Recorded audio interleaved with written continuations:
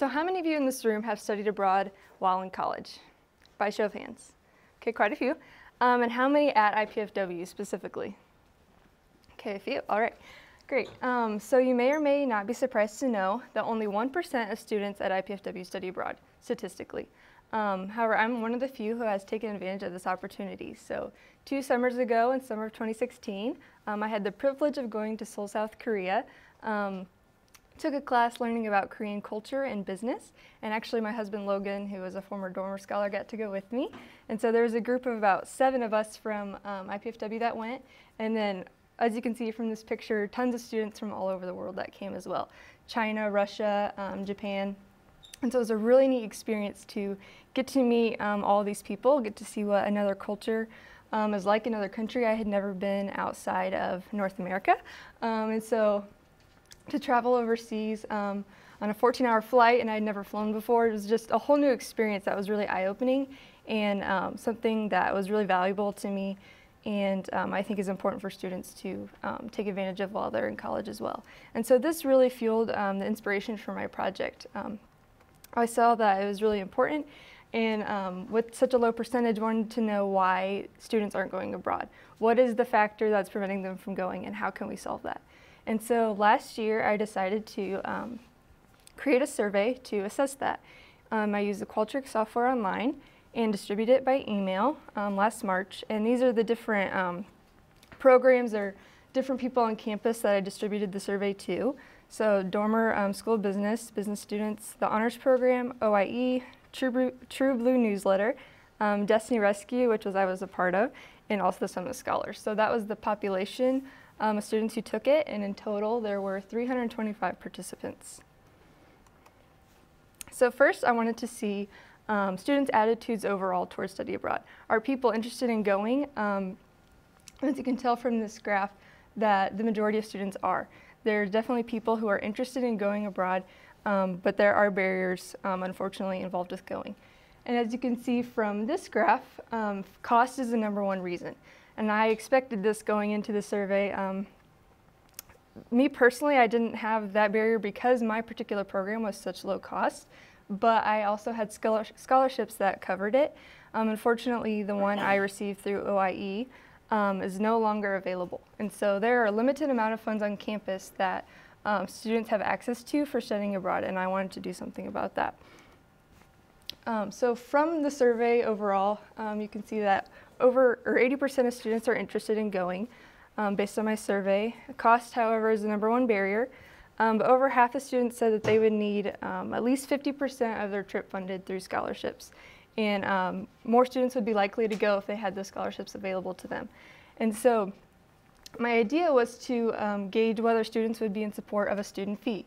This would be added onto tuition, about $5 to $10 a semester, and surprisingly 75% were in favor of it. And I was pretty shocked by this number and was glad to see that, and so I decided to go for that route. And so my goals for the project were to help students finance their study abroad programs, establish a long-term source of funds available on campus, and that would be through an endowment, and then form a finance committee that would oversee it, and then ultimately increase the percentage of students that go abroad. My goals have not changed since last year, but my plan of action has. Originally, I decided to do the student fee, like I mentioned before, and this would involve writing a proposal and presenting it to Dr. Norman in Student Affairs, the Chancellor, and eventually to the Board of Trustees. And then from there, if it was approved, establish the fund, form the finance committee, implement the fee, and then from that money be able to award scholarships. Unfortunately, I was met with many challenges when trying to pursue this route. It really was just poor timing with the change to Purdue, which is great for our campus, but for my project not so great, because I knew that the Board of Trustees would have a lot on their agenda, and to try to get this on their plate and to be talking about, I felt like would be really hard to do, and would just have a low chance of implementation. And then beyond that, I also discovered through different meetings with staff on campus that there's the policy that says that fees can't be related to academic expenses. And so with study abroad, tuition, fees, books, all that are academic expenses. And so that ultimately limits me from being able to pursue that option. In addition, I'm not able to create an endowment with student fees. That's something I didn't realize going into the project, and so I had to pursue a different route. So I decided to stick with the endowment. I felt like that was the best way to generate funds long term. However, I decided to use donor dollars to fund it instead. And so my plan has changed a little bit. There are some new things I had to do to make this happen. The first is to write a study abroad fund proposal, which I've been working on really since October, September, I think. And so it is still a work in progress. I've had a lot of people on campus look at it, including advancement, financial aid, student affairs. OIE is currently going to be looking at it. And so once it is completely approved and up to everyone's standards, it will be signed and put in place. So really this project is very much so a work in progress, but I'll go through a lot of the details of it and what I've done so far. Once it is approved, the study abroad fund can be established, and I also set up an online giving account. That way donors have a convenient way to give. And then I also wrote a donor letter this past fall that will be sent out shortly after the fund is completely set up. And then from there, we can get the fund to its endowment level, generate interest in the future, which will be paid out and used as those scholarships that will be distributed by the travel committee. And so first, I want to go over my proposal, just give you an in-depth look at what all it entails. These are sections I took directly from it and put in this PowerPoint, so you'll have a very detailed understanding of what this entails. And so the purpose, obviously, is to help students go abroad. I just really think that, it's something I'm passionate about. I love to travel, and I really think that it's beneficial not only for personal growth, but learning a new language. I think that like businesses in the area would think that this is really valuable for students to have this experience and to know more about other countries, and that can help the firms as well. And so really gaining new perspectives and really getting out of your comfort zone, I think, is really good for students while they're in college. Just to go over a few definitions, some words I'll be using throughout my proposal. I think it's good for you to understand what they specifically mean and what I'm talking about. So for study abroad specifically, it is a program for academic credit, not for any other reason. And I'll talk more about that later when I talk about the travel committee. And also it's for programs outside the US. I want it to be an international experience for these students. And so in the Student Travel Funding Allocation Committee, this is a fancy way of saying the travel committee, so I'll probably refer to it as that for the rest of my presentation. And they will be reviewing the requests they receive from students and also be making the final decisions regarding who they want to give these scholarships to. And then the student is someone who is going to be currently enrolled at Purdue Fort Wayne in the future. And while we want to give them the scholarships while they're here studying to go abroad, there could be an exception made where if a student wants to study abroad in June and they graduate in May, we can make an exception and give them that scholarship to go, maybe for like a 2-week program in the summer after they graduate. But I think that would be a rare case. A few more definitions. The application will be located on the Student Travel Funding website, along with one they already have for another pot of funds that is for travel that's not for credit. And then there will be a rubric that the committee will use to evaluate the applications they receive. And this is just to make sure that we're maintaining equal, unbiased consideration. We want all students to have a chance at earning a scholarship. And then the funds will be assigned to the Office of Student Affairs as they come through the endowment. A little bit more about the funding. So the Study Abroad Fund is an endowment, like I've mentioned. The money that is paid out to these students will be refundable as long as they have a zero balance on their Bursar account. And what that means is they can't have any tuition or fees that they owe to the university at that time. If they do, that money will be applied to that tuition and they won't receive it. So as long as they are paid up on what they owe, they will receive that money and be able to use it for their study abroad expenses. And then the scholarships aren't going to be able to be given out until the fund is endowed, because that is at the point where we are earning the income to be paid out as scholarships. And how an endowment works, I'll kind of go over that. I have 5 years to raise $25,000. That is the minimum threshold. And at that point, that money is invested in the market along with other funds at Purdue.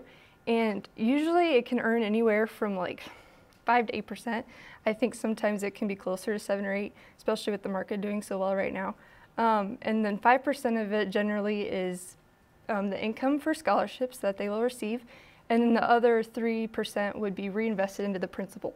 So you have the principal growing, which then will generate more interest over time. So really this could have really a growth effect, and over time we would have more income to pay out as scholarships. And so initially, if we have $25,000 in the fund, 5% is $2,350 per year. And of course we want that to grow so that more students are able to receive scholarships from that fund. And so then the travel committee, of course, will be in charge of determining if they want to give out that full dollar amount each year. And a little bit about the application. So there are 5 different components. First, the student will have to provide proof of enrollment that they are in an approved study abroad program from OIE. They will also submit a list of their expenses for the program. So this is just to make sure that we aren't over or underfunding their program. We want to make sure they're using the money for the expenses that they have associated with the program. And so that helps us just see what they will directly be using this money for. The next is to submit their GPA along with their student involvements at Purdue, and then also submit an essay sharing why are they interested in the program they're going on. You know, like, why do you want to study abroad? Why is it important to you? What do you hope to do with the information you learn from it, and how can it be applied not only to your experience at IPF or Purdue Fort Wayne, but also like in your career, things like that. A few more requirements. So they can only submit 1 application per trip per year. This is just to ensure that more students have the opportunity, again, to receive scholarships. And there will be 2 separate deadlines, one in the fall on October 1st and another in the spring on March 1st. And then to be eligible, they of course have to complete the application, like I mentioned, and be enrolled at least part-time at Purdue Fort Wayne. Unfortunately, any IU students on campus, so nursing majors, will not be eligible to receive scholarships. This is solely because with the switch to Purdue, the Bursar's office will not be handling any of their billing, and so they cannot receive scholarships from this fund and probably others as well. I'm not 100% sure, but I would assume that it applies to other scholarships as well, unfortunately. They must be accepted into a study abroad program, and then I made a requirement of a GPA of 3.0 or higher. I want to make this a little more competitive and have students who are dedicated to their studies and are doing well. I feel like they will definitely be deserving of a scholarship to study abroad. And so the last point, of course, eligible students are not guaranteed to receive funding. It ultimately depends on how the applications are scored and who the committee decides to award funds to. And then as far as the uses of the funding, the students can really use this money on any expenses they have associated with their trip. It's not just for tuition and books, supplies. It can be for, you know, paying for a passport, which is like $110, I think, or their health insurance or meals on their trip. All of those expenses related to it. So it's really not limiting them in what they can use the funds for. As far as prohibited uses, it cannot be used for a trip that is not for academic credit, mainly because travel committee is already awarding funds for that purpose.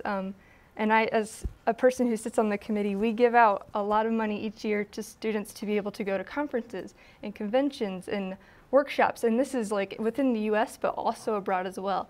Seth Schmake, a former scholar, received funds to go to, I think it was Cambodia and Thailand for Dusty Rescue. And so there are opportunities for students to receive funds for those trips.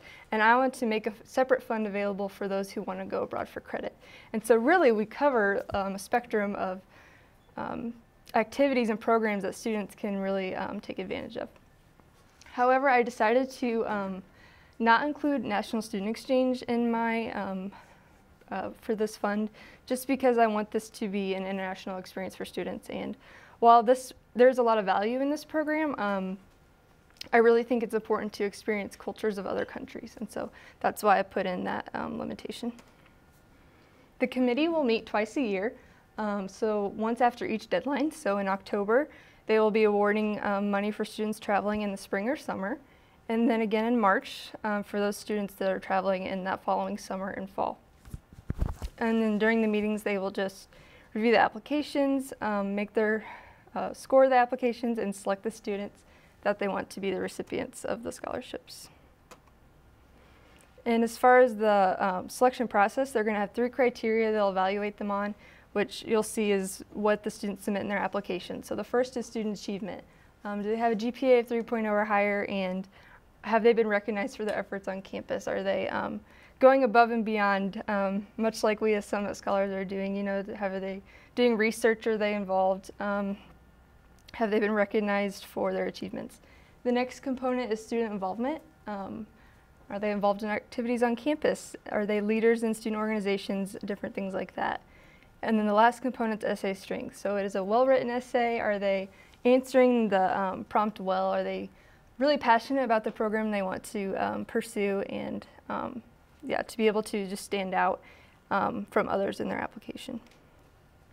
As far as the scoring, each criteria will be scored on a scale from 1 to 5, with 5 being the highest, and so your total combined score can be 15 as the highest. And so those obviously should be given first consideration, and ultimately it's up to the committee to decide who they want to award and in what amounts. They don't have to give the full amount that they request if they don't want to, but that's really up to them. But the dollar amounts that they're able to give out is $2,000 for long-term study abroad, and that is a semester or academic year program, or $1,000 for short-term study abroad, so like my career experience, which was about a month long. So those are the funding caps, and those can probably be changed over time, especially if the fund is generating more money and if students have these really expensive programs, we might be able to extend those caps and give them more money to be able to go abroad. Some contingencies, like I've mentioned, the students can only use these funds for expenses associated with their trip. We don't want them to just use it on, you know, a night at the movies here in Fort Wayne. And so we want to make sure they're actually using it for their programs abroad. And if they happen to not go on the trip for any reason, they'll have to return that money to the fund. So yeah, that's if they're unable to go. And then those who are of course required to act in good faith. They are representing the university, and we want to make sure they are doing what they're supposed to be doing. And then I also added another component. I think it's really important for the Office of International Education to have a say in who is receiving these scholarships and to be really involved in the process.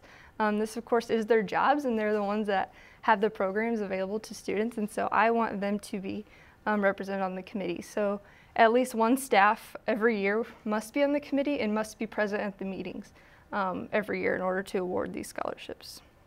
I've also requested myself to sit on the travel committee as an alumna. I really still want to be involved in this process after graduation, and so that is something that they're going to consider. They're rewriting the guidelines this summer, and so there's the potential for me to be able to continue to be on the travel committee after I graduate, and also to have this requirement that someone from OIE will sit on it as well. As far as setting up the fund, so that was the proposal. Like I said, it's still in process, but should be approved very shortly, I hope. It's been a long time coming, it seems like, but I'm really hopeful that this can work out. And so the next thing to do is set up the fund, and there is an endowment agreement that has to be written. And I've been working with Colleen Dixon in Advancement, who has just this week written this draft for me. And so it's only about a 3-page document. It kind of just outlines the structure of the endowment. The current name of it is the Amber Timbrook Study Abroad Endowed Scholarship, so kind of cool to have my name on it, which is pretty awesome. And just the purpose of it, to help students go abroad, and that's part of my project. And that also has to be approved not just by people here on campus, but at Purdue, and I believe the chancellor as well has to sign this document if I remember right. And as far as establishing the fund, there is an initial minimum of $2,000 that needs to be acquired. And since I've still been in the process of getting this set up, these funds haven't been raised yet. So if anyone is interested and would like to donate, there's that. But or if you know of anyone. Yeah, that is something that will be important to get here soon so that we have it established. Otherwise, it kind of just sits, any money we earn that's less than that amount just goes into a general pot and can be used for whatever. And so that initial $2,000 is pretty important to set it aside and be its own thing. And from there, once all of that's done, I hope to set up this online giving site, which I've been working with Eve Colchin in Advancement as well, and she's been going to help me on that end of things and make sure we have a way for donors to give online, because it's a lot more convenient than just sending in a check. And then this past year, I've also written my donor letter, which is based on a template that Advancement has. But the first paragraph is talking about the purpose of requesting funds, obviously to help students study abroad. And then the next paragraph talks about why I think it's important and my experience with it. And then from there, just requesting their support, telling them, you know, any amount can help. And we really just want to see these students be able to study abroad. And then lastly, giving them my contact info, and at the bottom there'll be a section where if they want to mail in a check, they can mark how much they were willing to contribute, and then also will be the link for them to give online as well. And so that is written and ready to go, and currently I'm compiling a list of donors to send it to. I know Eve Colchin's working on that as well, probably individual donors, but I've also looked at some companies in the area that I want to target, particularly those that are international. And so personal example, I work at Crowe Horwath, and we're an accounting firm, and I do taxes. And there are 3 international offices that we have in India, in the UK, and also France. So that's an opportunity for me to reach out to them and say, hey, like, here's this cool project. Are you willing to support it? And I'm working for you as an employee, and I think it's really beneficial. And so some other countries that these companies are from, we have, let's see, France, Germany, Sweden, Switzerland. So there's a lot of countries represented, and I think a lot of these employers would be happy to have students coming in with international experience because it can be really valuable for them as firms. And so this is just a beginning list. I'm going to continue to look in the area and see what other places I can reach out to. But if you guys know of other companies that might be willing to support something like this, or people that you can contact me with, definitely let me know. I'd love to hear your ideas. So to kind of recap what I've talked about so far, I've written the proposal. It's in the process of being approved. It has taken quite a few months just because there are different departments that need to look at it, make sure it's written in the right way, and is still being approved. So that's almost done, but still in process. And I'm also in the process of setting up the fund. That's, of course, the next step. But looking forward, my ultimate goal is to raise $25,000 in 5 years. It's a lot to take on, but I'm really dedicated to accomplishing this. I think that it can have some great impact on the university. So on my part, I plan to continue to send out donor letters yearly, and hopefully I'll have a growing list of people I can reach out to. And also creating social media posts, letting them know there's a place they can give online, and helping people see the value in it. And then there's another concept called donor matching that I'm really excited about and hope I can tap into. Through Advancement, there's actually some donors in the area, including the Chapmans, who set up challenges and will agree to match a certain percentage of the endowment. And so a specific example, the Chapmans are doing a Chapman challenge where they will donate 1/3 of the endowment once it gets to 2/3. And there's a possibility that I can take advantage of this. And I know they've already done so much for me, but for them to be able to match my endowment would be amazing. And so I'm not for sure on if I can do that yet, but if I can, that would help me reach my goal so much faster. That would include getting to about 16 grand, I think, and they would match the other 8. So that would be really awesome if that could happen. As far as personal giving, I plan to give myself. Of course, this is something I care about, and I want to contribute my own funds to it as well.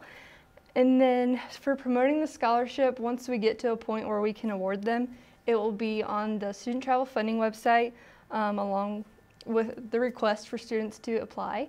And then also through OIE, they're excited about this project as well, and I'm sure they would love to have the scholarship advertised on their website so students know about the opportunity for them to apply for this. And then as far as awarding the scholarships, I decided to have the travel committee oversee it just because they're already established. I mean, I currently sit on it. I know it works, and it will continue to be here in the future as long as there are funds to give out.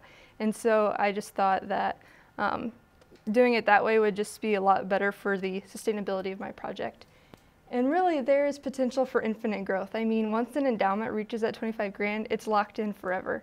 And so as long as I'm able to reach that goal, there's just huge benefits that can come from this. And I'm really excited about it. I plan to continue working on it the next few months and beyond graduation until I can hit this goal. And even beyond then, like, I hope to contribute myself and sit on the committee if I can, help pick out scholarship recipients. I think that would be so cool. And so I know this is a lot to take on, and I really can't do it myself. And so I think that gaining support from other people is important, and really that the more people we have on board, the more successful this project can be. And so if any of you are interested in helping or contributing, please reach out to me, or if you know someone else. I would love to hear your thoughts and connections. And so yeah, that's my project. Thank you.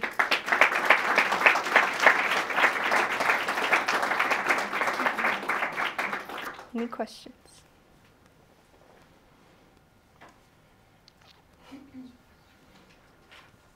Yeah, this one over there.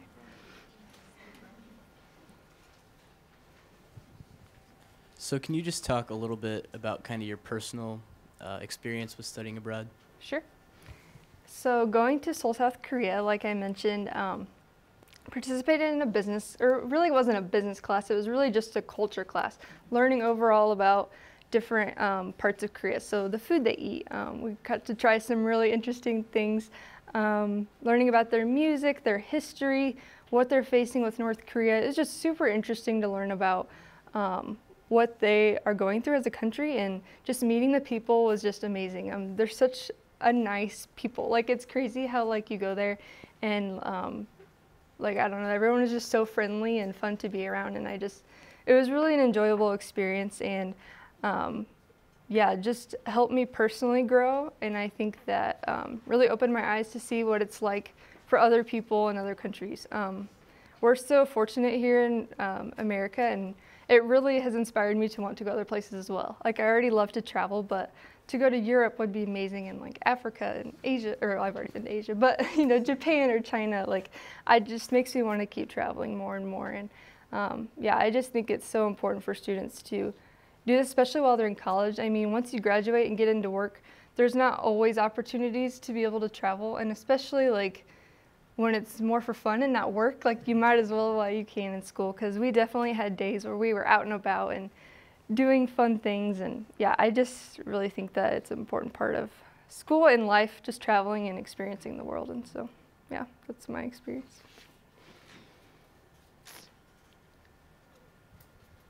Thank you so much for this presentation. It's certainly wonderful for our students to explore our worlds. Question for you. Are you aware that we have a sign of our 4 sister cities on our campus? I did not know it was on our campus, but I'm aware of the organization, and yeah. Okay, so challenge for you, go find it, and challenge for everybody. So yes, sister cities, Fort Wayne sister cities. Have you been in touch with them? Because we have 4 sister cities and 1 friendship city, and we could build some partnerships with them, exchanges, and they are certainly supportive of all of those exchanges and initiatives. So that's something I would suggest for you. Okay, that'd be great. You could get in touch. They meet once a month, so, and you can talk to me later. Okay. Yeah, thank you so much.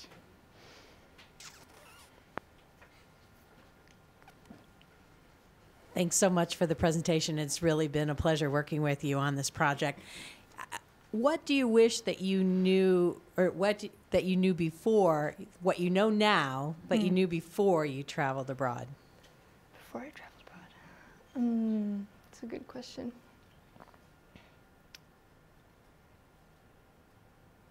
I have to think a little bit on that one. Really, trying to think with Korea specifically, like what I wish I would have known. I felt like I was surprised that it was actually pretty similar to the US in like their capabilities and their infrastructure and things like that. But just with going abroad, like, it takes a lot of preparation, and especially if you're going to be there for a semester. Like, for me, a month, it felt like there was so much planning that goes into it to make sure you're ready to be there for a long stay. And so I think that there's a lot of work on the front end. I think, let's see what else. I think just knowing what you're going into. So like, some other cultures are so different from the US, and if you go in with no background knowledge of their customs, how they greet people, things like that, you could be in for a rude awakening. And so I think it's really important to research the countries you are going to be going to, so that way you're aware of how they live their lives. And then also, of course, you learn while you're there too. But I think research is important on your part. Here's your first $100. Oh, wow. Thank you so much. Thank you. Appreciate it so much. Thank you. Thank you. My first trip abroad, I never had an experience when I was in college with a study abroad. My first experience was actually a business experience, going to Tokyo, Japan. First time out of the country. What an experience that was. Yeah. And the most important thing to know before you go abroad is that there are different value systems, tremendously different value systems in other countries, and be prepared for the food. Yes. My first experience in Tokyo, getting off the plane, was having octopus on the street, right, from a vendor on the street. And if you aren't prepared for a little difference in the cuisine, you get tired of the food after a while. So be a little careful about that. Thank you.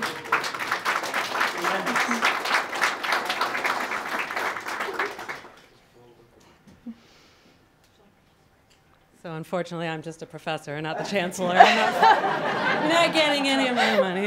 Just down the line, maybe. With a raise, maybe then I'll hear. No. So hearing the last couple people talk about research and background and preparation. As a professor, I would say this is something that we do actually have the opportunity to offer our students who maybe aren't necessarily going to get out and get abroad. We have classes in sociology and history. I teach languages. Unfortunately, we're seeing our languages be reduced and cut on campus.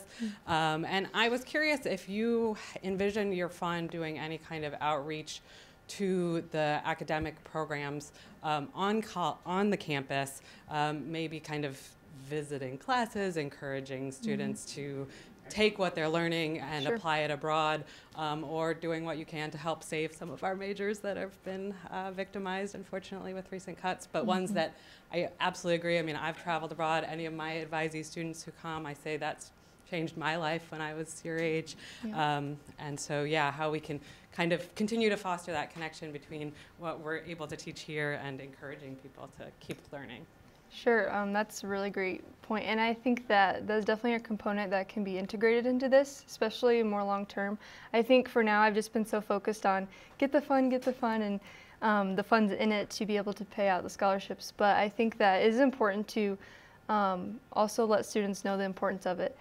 Because I think too in my survey that a lot of students that took it already had an interest in study abroad, but if there are other students on campus that don't really think it's, something that is worth doing, we need to be telling students about it and having programs in place where they can come and learn about our experiences and also being able to share, like you said, in the classroom. And so I think maybe long term or in the future that we can definitely be able to talk to students about this. And I'm not sure if I'll be able to personally, just with how my life may be after graduation, but I definitely think that there should be people on campus who are supporting study abroad in that way as well.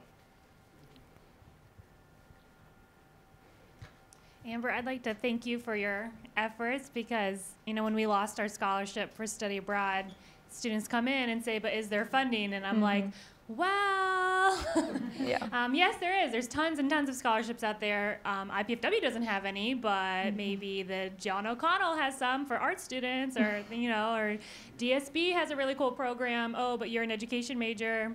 Sorry, but here's 8 other things you could apply for. So thank you very much. I think it's so cool, and I think it's so cool your name is on it, and that you want to be involved as alumni.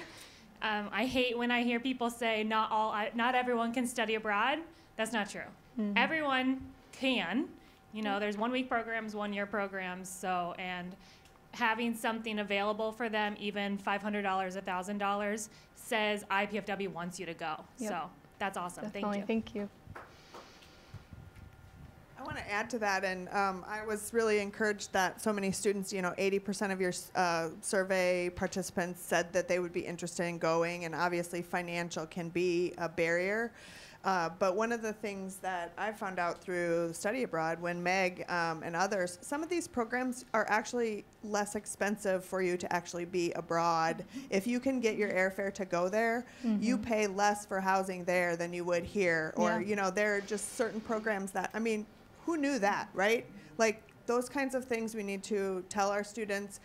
We're doing right now some new relationships with some universities in Morocco, and even though I think as you ask people, until they know about it, they're maybe not interested in going, but once they know about the opportunities, so that's our responsibility. If we think about working with diverse peoples, which we do in our lives, in our companies, in our organizations, and we need to do that also on our campus. And so all of us should be engaging in that same conversation to promote, this international students that come here to interact with all of us, and vice versa. We should be thinking about going abroad. So I also applaud your project. I loved the idea at the beginning when you said, how many of you have done study abroad? And I would encourage you also to link in with, I know you've been working with them, but in the study abroad office, who are the alumni from IPFW, soon to be PFW, that have done study abroad? Because I'm guessing they would want to donate as well, or people that have, a lot of people in the room had been on a study abroad but not here.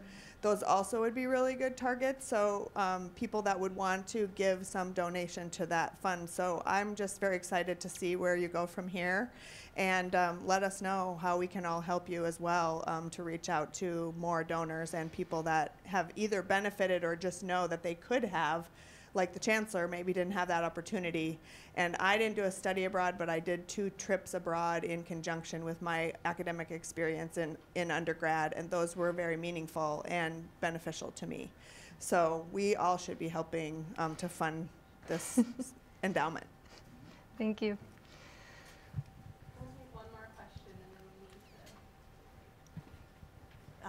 Great job. My question comes from the assumption, based on your enthusiasm and the amount of thought you've given to this, that this is going to be a great success and will prosper.